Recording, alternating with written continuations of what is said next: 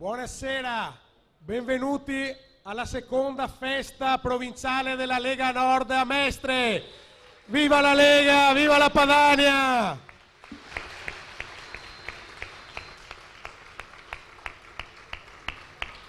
Abbiamo intitolato questa festa con una bella frase, l'anno della svolta, perché sicuramente questo sarà una grandissima occasione, una grandissima svolta per il nostro movimento, sia in Veneto, e qua ringraziamo la presenza questa sera all'apertura della festa del ministro e candidato presidente alla Regione del Veneto, Luca Zaia.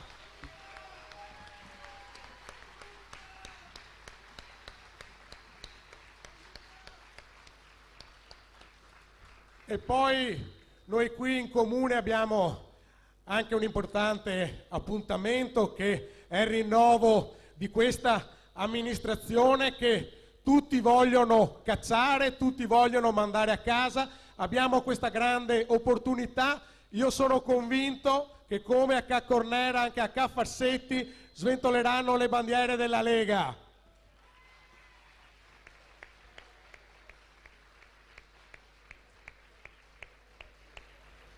Mi ha fatto sorridere l'altro giorno l'articolo che ha fatto pubblicare Cacciari sulle opere che sono state fatte da questa amministrazione comunale. Noi le opere ce le ricordiamo bene: il ponte di Calatrava, il tram che non vuole nessuno, il campo dei Singari. Queste sono le cose che ha fatto questa amministrazione, e io sono convinto che come lui ha presentato il rendiconto, la cittadinanza del comune presenteranno anche loro il rendiconto il 27 e 28 marzo.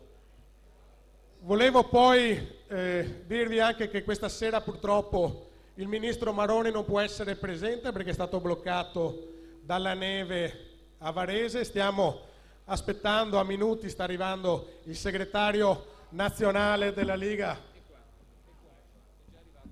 che è qua in questo momento. Facciamo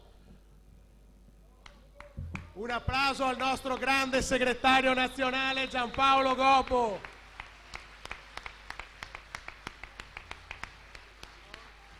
Abbiamo qua sul palco anche il consigliere regionale della provincia di Venezia, Daniele Stival, e anche quello che per 5 anni è stato un combattente in Consiglio Comunale, l'unica vera opposizione a questa giunta, Alberto Mazzonetto.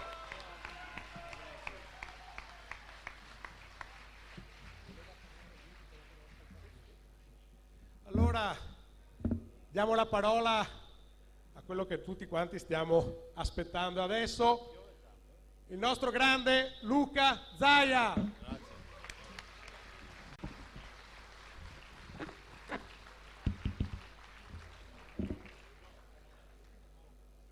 Non ho mai trovato tanta disponibilità così ad applaudire prima di sentire uno parlare, che aveva veramente fiducia.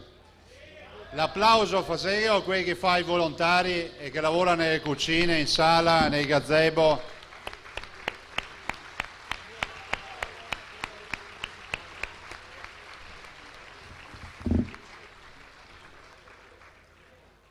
Desidero appunto iniziare ringraziando i militanti, perché non ci sarebbe campagna elettorale, non ci sarebbe Lega, non ci sarebbe nulla se non avessimo i militanti. E ogni giorno quando pensiamo alla Lega dobbiamo pensare ai nostri militanti. Grazie ai militanti.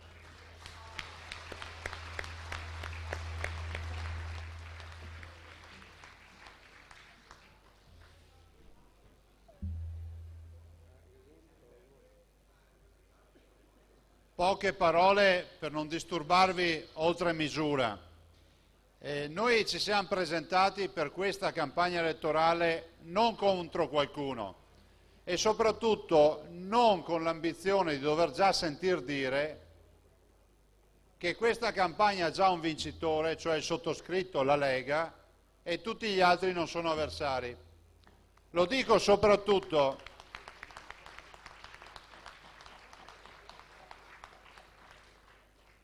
e vi chiedo 5 minuti di attenzione. Lo dico soprattutto perché mi preoccupa il fatto che la stragrande maggioranza dei cittadini veneti che incontrano si congratulano per la mia prossima futura elezione.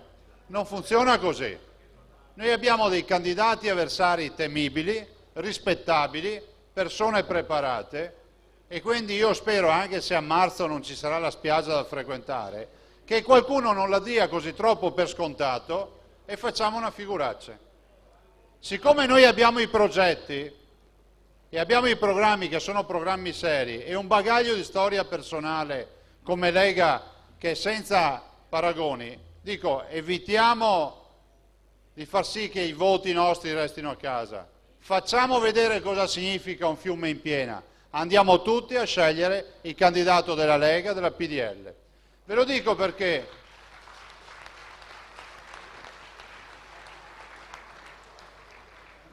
perché noi siamo quelli, se qualcuno ve lo chiedesse, che hanno avuto il coraggio di metter mano a molti temi che a livello nazionale mai nessuno ha toccato. Finalmente Lampedusa è tornata l'isola dei turisti e non dei centri di accoglienza degli immigrati.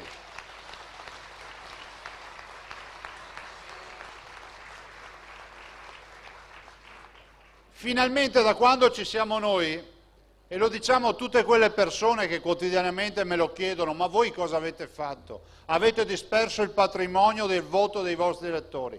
Finalmente da quando ci siamo noi, fare i delinquenti in Italia è un problema. Finalmente da quando ci siamo noi si arrestano 2 persone ogni 3 giorni. Finalmente da quando ci siamo noi i mafiosi passano il resto della loro vita in galera, non in giro per le strade nelle città a curarsi negli ospedali come accadeva prima.